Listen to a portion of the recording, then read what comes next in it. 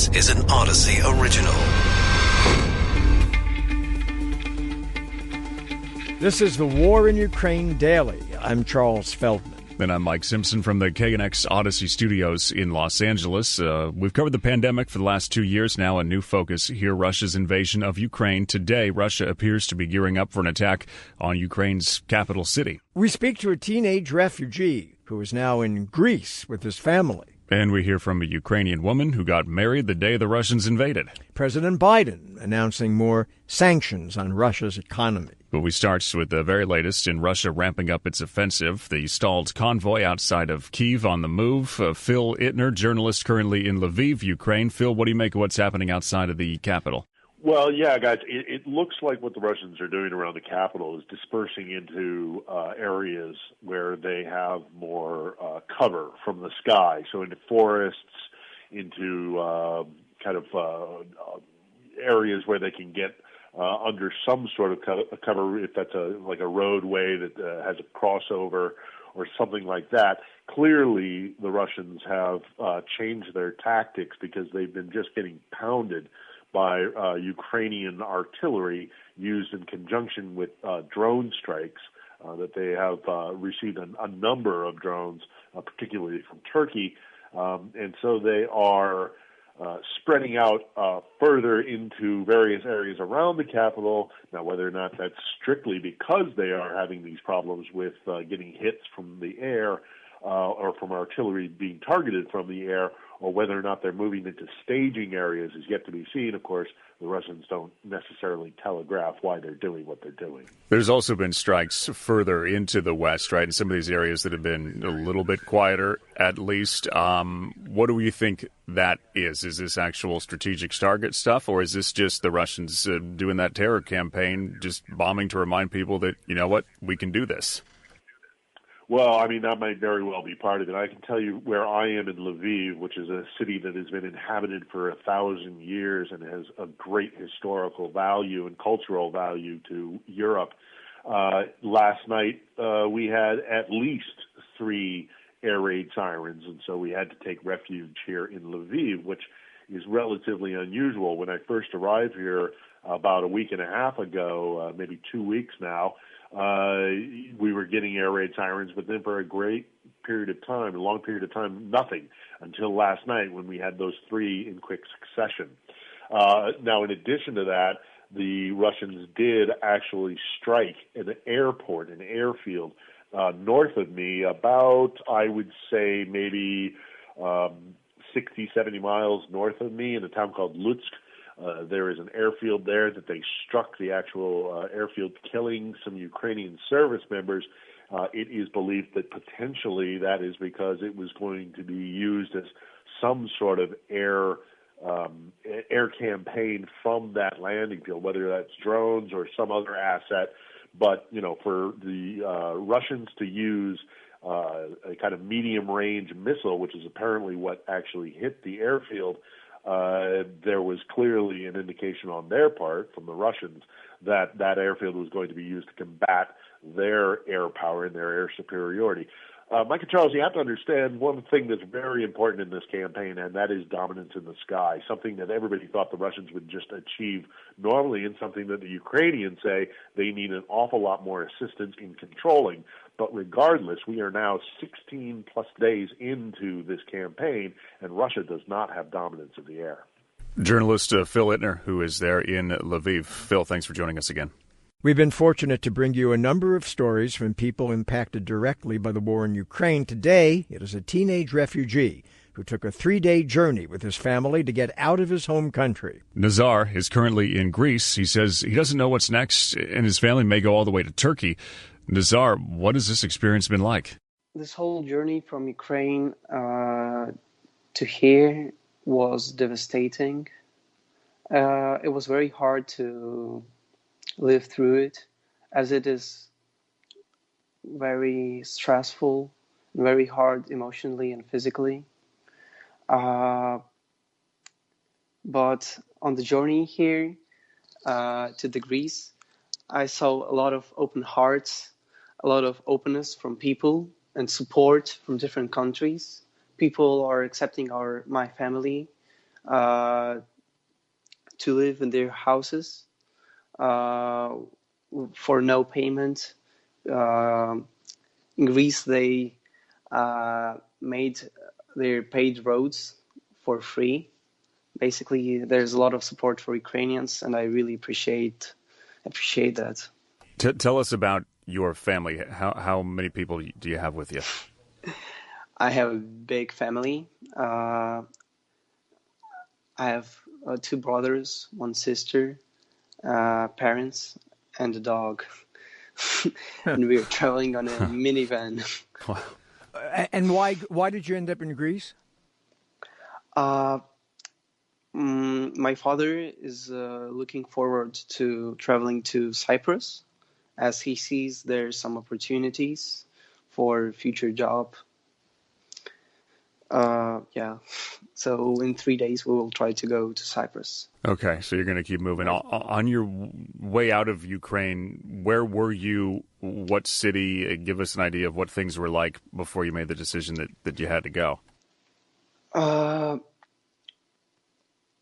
We made this decision at the last moment, like when everything began. A lot of families started to leave Ukraine weeks before the conflict started to emerge. It was first day of the war, and my parents woke up because of the explosions that they heard nearby. And it was very frightening, and it was very scary. There were a lot of panic in our family, and we packed everything like in a rush and left Ukraine. And it took us 3 days to go through borders. Nazar, how old are you now? I'm 15. You're 15. Wow, okay. Do you think, because as you know, many people stayed in Ukraine, and millions certainly, like yourself and your family, left. How do you feel about the people who remained as opposed to the people who left? I have a lot of friends that are still in Ukraine, and some of them are in Kyiv, and I feel very nervous about them, about their safety. A lot of people who stayed in Ukraine are currently in more safe part of Ukraine, like in Cherkasy. It's near the border of Moldova, so it is more safe there. So a lot of people just left their city. They're still in Ukraine, and they're relatively safe now. But I'm still very nervous, and yeah. Are you able to keep up with them pretty well and communicate? I mean, obviously you're nervous every day, but how often are you able to figure out what kind of a situation that they're in? I try to text them almost every time I have an opportunity, like twice a day or something like that. Yeah. I presume you were a student in Ukraine, yes? Yes. What were you studying? What? Where I was studying? No, what were you studying in particular? No, I'm not. I'm in school. Okay. In high school. High school. Yes, and I had like political studies, history, philosophics, literature, like a lot of subjects, basically. Yeah, normal stuff until your whole life got turned stuff. upside down in a week's time because of this. Right, and I was going to say, so 3 weeks ago, for example, 4 weeks ago, you obviously never thought of being, I would suppose, in a position like this. Do you think you're ever going to go back or be able to go back to Ukraine, or do you think this is the beginning? You're 15, you said. Is this the beginning of a whole new life for you? I want to come back to Ukraine. A lot of teens in Ukraine, maybe 1 month ago, it was a popular opinion that Ukraine is a third world country, and it was popular to go to other countries and live there. But now, after I experienced that, I understood how I am connected to this place, how I connected to this culture and to these people, and I do really want to come back and do something for this country. Seeing and knowing how many people are back home fighting and staying or just trying to do their part, how does that make you feel, kind of looking in from the outside, and that pride for all those people who feel so strongly about where they're from too? It is pretty sad that I cannot do a lot of things about this whole situation. At least I'm trying to do something informationally. For example, just by talking to you and to people from the world. And this is at least that I can do. And it is pretty sad that I cannot do more for my country. How is you mentioned you're there with your family, right? So how is everybody in the family taking? You said you're there with your dog too. How's the dog doing?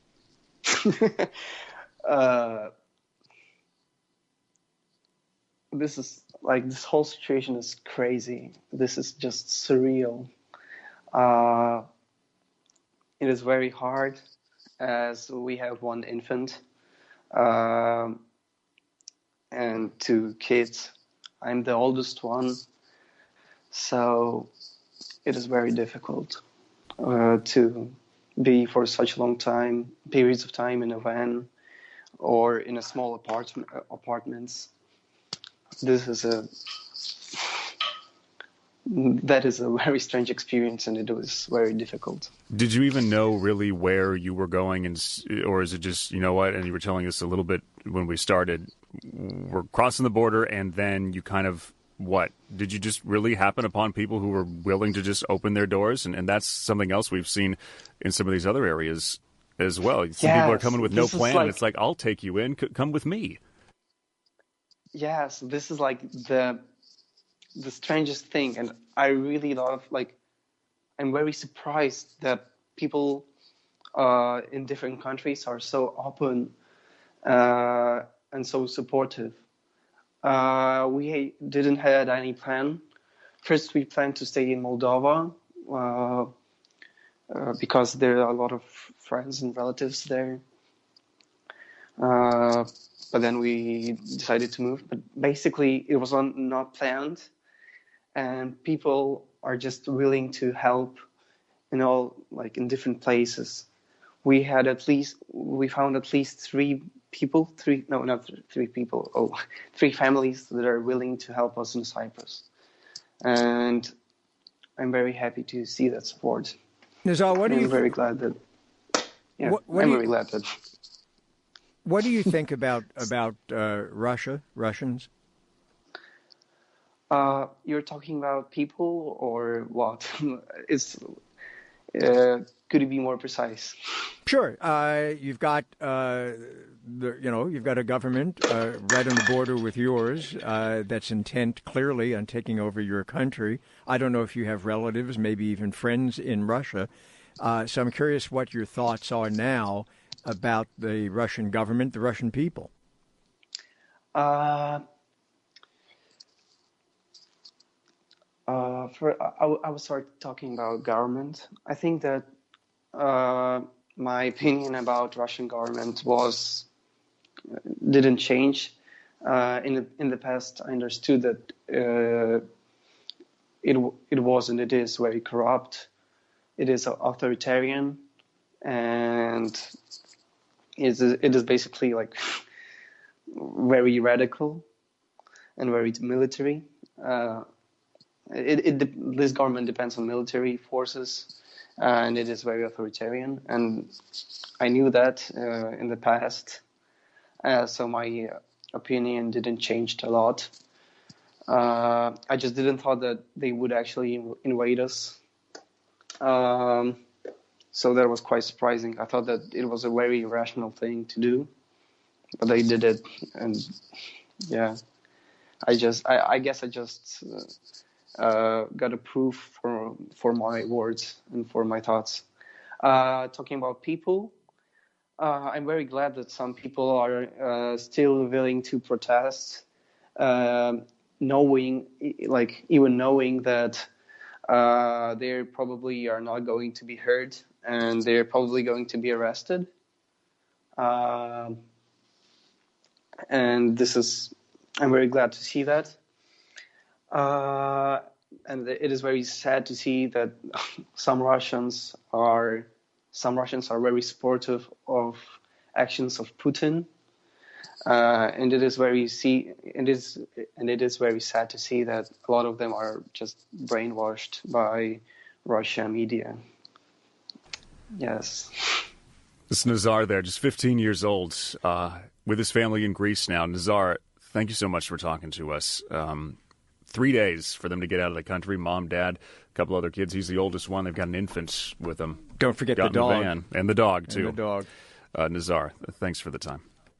For most people, it's normal to go on a honeymoon trip right after getting married, but that was very much not the case for one Ukrainian couple. Verena Ariva got married on February 24th, same day the Russians invaded. 1 day later, she and her husband, they joined the army.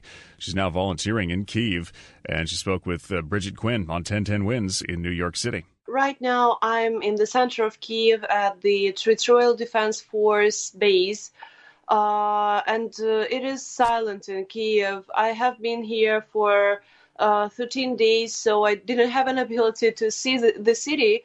But still, it is. We haven't heard explosions or shootings in the center of Kyiv. Everything is silent. Like it's the place. It is. Everyone protects the most because it is very close to the governmental streets, like the main point for the Russian aggression to take. So. Like right now it is okay, but still, as everyone, I'm watching the news and the cities near Kyiv, like Hostomel, Irpin, Bucha, are just the war is in there, and people are hiding in shelters, having no network, having no electricity, no water, no food, and that is a really terrific thing. Like they are evacuated, but no one can evacuate them in 1 day, so it just takes a lot of time. Well, we're glad to hear that you seem to be safe where you are. Yarina, tell us a little bit about your husband, Svatoslav. I understand that right after you two got married, he joined the fight. Do you have an update on what he's doing right now and his safety? He came back from a combat mission yesterday, and right now he just has to do some work, so he couldn't join with me. But he came back after 5 days of combat mission, when he didn't have an ability to sleep normally. Thanks God he had food to eat. A lot of volunteers are helping, so there is not such a problem for those who fight to have food to eat.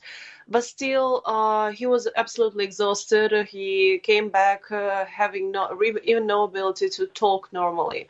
And of course, it was really hard for him. Was he able to describe the fight at all to you? In other words, how hard the Ukrainians are fighting to defend their country? He is at the territorial defense. They are like the second line after the regular army. So they cover their back. They help to kill those sabotage groups who weren't killed by regular army. They help to destroy those tanks and machines which weren't destroyed by regular army. And he didn't see, like he wasn't on the front, he was on the second line, but still the life in there is kind of hard, of course. They don't have a house to sleep in, warm place. They, as I have told, have no time to sleep at all. So when he came back, like after 5 days in there, he didn't sleep for 2 days. Had he ever fought before? Had he ever been in any type of combat before? No, of course not. He had some experience with armor because his father and also his father-in-law were soldiers, and they have taught him to they have taught him to use them, but he didn't take he didn't fight. Now, I understand that after you got married, your husband joined the fight. You wanted to do some volunteer work in Kyiv. Have you been able to do that at all, or have you pretty much had to just hunker down at that shelter to try to stay safe? No, I had a lot of ability to do this work, and I'm doing it. Like helping with the kitchen, helping with medicine, taking something, some clothing, and bringing it to base, or like helping a lot of work in here for people who volunteer, and also a lot of work in Kyiv for all people. Like everyone is working right now. Someone helping civil people who can't help themselves. Someone helping army and territorial defense. It is almost silent in here. We hear sirens maybe once per 3 hours, so it is enough time to do some work. And with that sort of attitude, you volunteering, your husband going off to fight just a day after getting married, how do you see this playing out? The Ukrainian people have shown such spirit. It was like the hardest night of my life when he came on the first mission. I just couldn't find a place for myself. I couldn't find what to do. I didn't know what to do. And I was just praying, smoking and crying the whole night. And it seemed like the whole life. It was so long. I couldn't even describe it. But people in here, they know that we will win. They are furious. They are very angry. They are also laughing at Russians, but still they are very angry. And they are ready to fight for their land. They are ready to kill for their land. And that really inspires me. That really, like, this spirit, this vibe in here, it is wonderful. And it really gives me strength. And I hope it gives you hope, too, that sometime soon you can have a proper wedding celebration. I know that we will win. And I know that someday we will celebrate it normally. Or maybe we'll just celebrate the victory of Ukraine. Coming right up, short break, and then more sanctions for Russia. But will they make a difference? President Biden has announced that the U.S., along with the EU, will revoke most favored nation trade status from Russia. The U.S. will also ban imports of Russian seafood, alcohol, and diamonds. So far, President Putin has pushed forward despite the hits to his country economically. Jeffrey Schatz, a senior fellow at the Peterson Institute for International Economics. Jeffrey, first off, what exactly is that most favored nation trade status? It's basically a commitment to treat one country as well as you treat everyone else. So it's basically normal trade status, and it's what you treat your best customer. Okay. And I was just going to say we're not cutting them any deals anymore, which makes sense given everything else we're doing. Are we the only ones revoking that status, though, or is everybody else going to join up, too? Because the president, did say our allies this morning. Yes, and indeed, our European allies are going to follow suit very shortly. They have a much bigger stake in trading with Russia. We don't have much trade with Russia, and after the measures taken today and earlier in this week, we're basically not going to do business with Russia almost at all. So the tariffs are irrelevant, essentially, if you're not allowed to even import the goods. And that's what we're having. We're not going to send money to Russia. And in fact, we've taken their money and frozen it, and probably will seize it for reparations. Okay, so what does this all do? The sanctions, the eventually revoking most favored nation status, not accepting imports of I guess diamonds, caviar, and stuff like that. No caviar in vodka. Caviar, right? Although we did the vodka, it's like what 1% or something is actual Russian vodka. Right, most of it isn't. So what effect is it going to have, and how soon will it have it? Do you think on Russia? Well, I think the big signal it sends is to our allies who are going to follow suit and who have more business with the Russians. And the big challenge for them will be to cut off as much as they can purchases of Russian oil and gas. That's where Russia makes its money, hundreds of billions of dollars a year. And that's what has to stop if we're going to cut off funding that supports the Russian military in Ukraine. And that's, as the story has always been, is going to be a lot easier for some of the countries. It's easier for us to do it than them, but even within Europe, it's easier for some countries to do it than some of the others.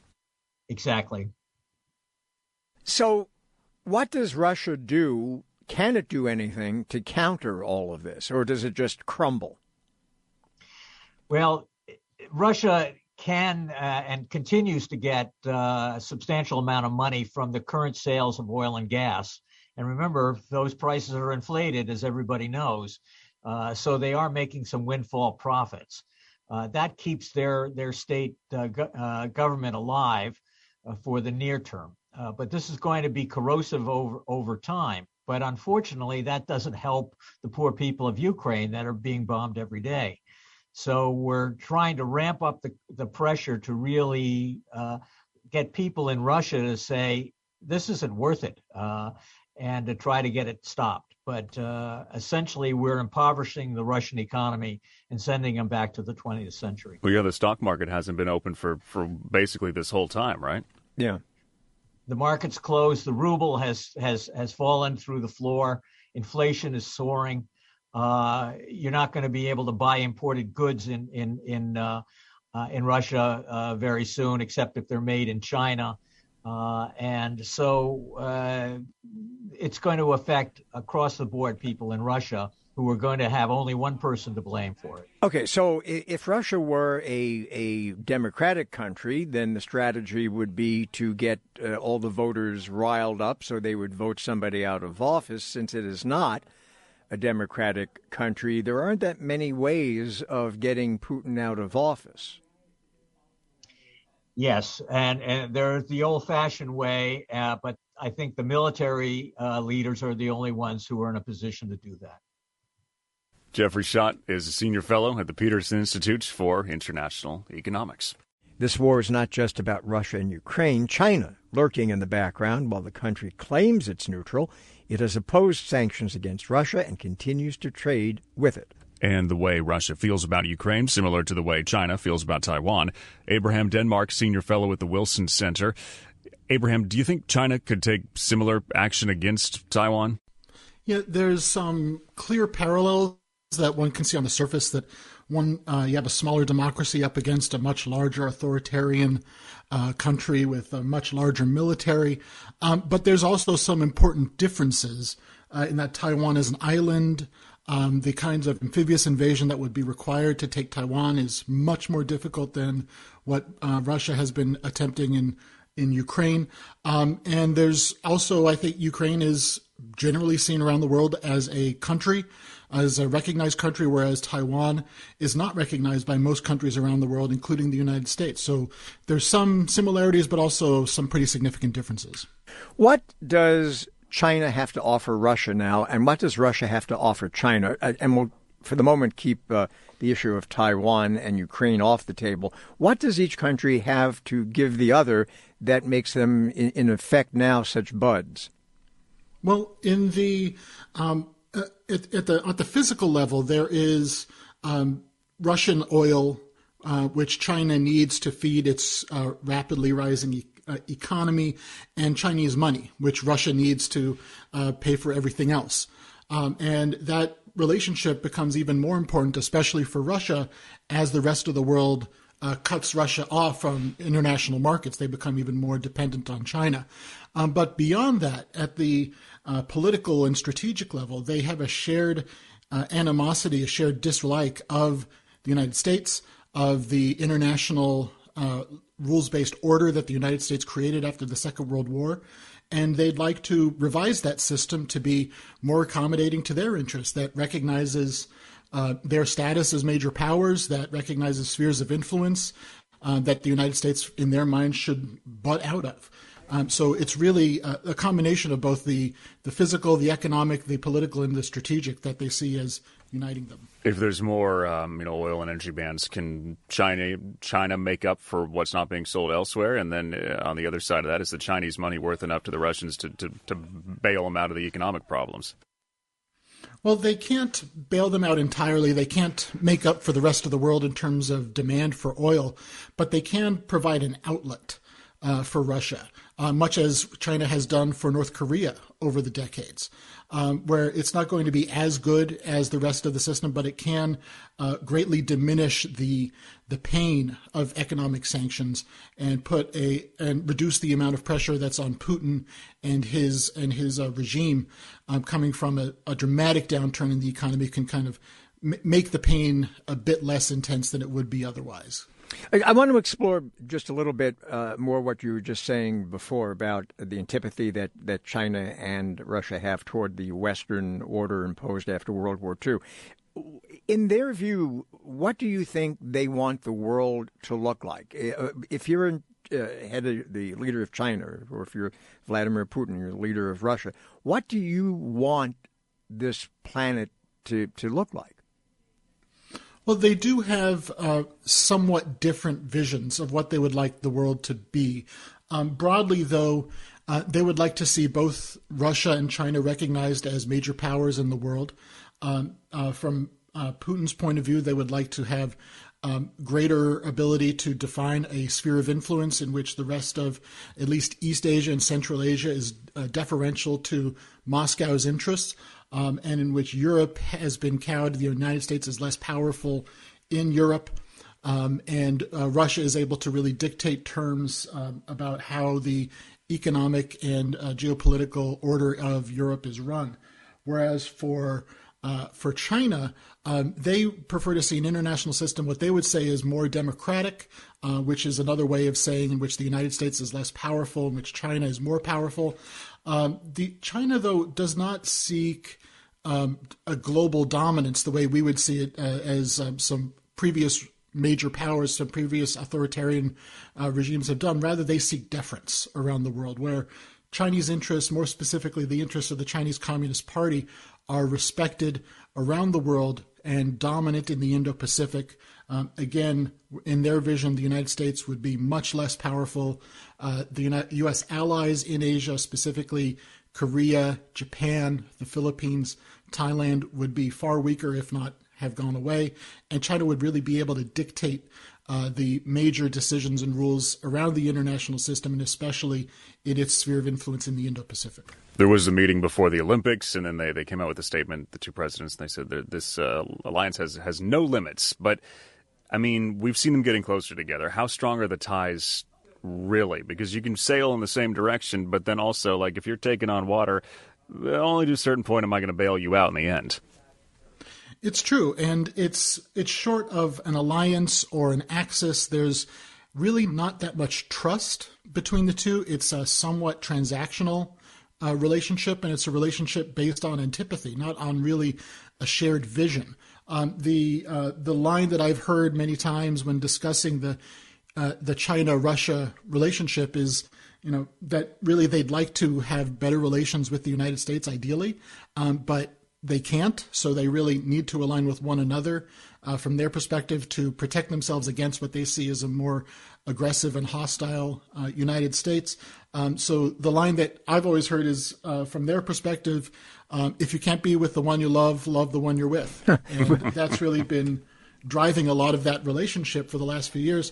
But I think what's important differently here is that it's not just the national interests. It's the personal relationship between Putin and Xi Jinping. I think they see themselves as world historical figures and see themselves as cooperating to take down what they see as an unfair and hostile international order run by the United States. Abraham Denmark there, senior fellow at the Wilson Center. He's got the book U.S. Strategy in the Asian Century, Empowering Allies and Partners. Abraham, thanks.